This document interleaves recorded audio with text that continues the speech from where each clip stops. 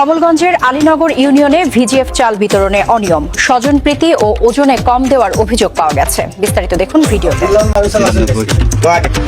8 KG চাউল পাইছি আমি 8 নং ওয়ার্ডর। আমার নাম হলো আব্দুল করিম। 8 কেজি চাউল পাইছি গিয়া। সবাইকে নমস্কার, আদাব। নিউজটা তো সবাই শুনলেন। আমি একটা জিনিস বুঝলাম না, আমি এইসব নিউজ খুবই কম পাই। কালকে পেয়েছি নিউজটা, যাই হোক। তবে এইসব বিষয় যে কি কম হইতে গেলে আমার ফোন দিয়ে আঙুল ঢুকাবে বহুতজন। মানে উচিত কথা কইলে অনেকের গায়ে বাজবে। নেতা খেতার অভাব, এইসব ধান্দা এখন থেকে না, ওই আগে থেকেই চলে। তো এইসব কথা থেকে আমরা দূরে থাকি।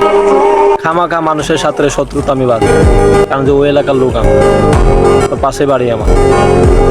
যাই হোক, তবে একটা জিনিস কি, আগে যেমন আসলো এখনো তেমনই আছে, কোনো চেঞ্জ নাই এটার মধ্যে।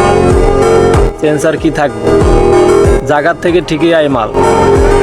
মনে করো ওই আইতে আইতে গাড়ি ভাড়া ট্যাক্স সেই দিতে দিতে ওই অর্ধেকটা শেষ, অর্ধেকটা থাকে। এখন অর্ধেকটা বাড়িতে নিব নাকি 10 জনরে দিব?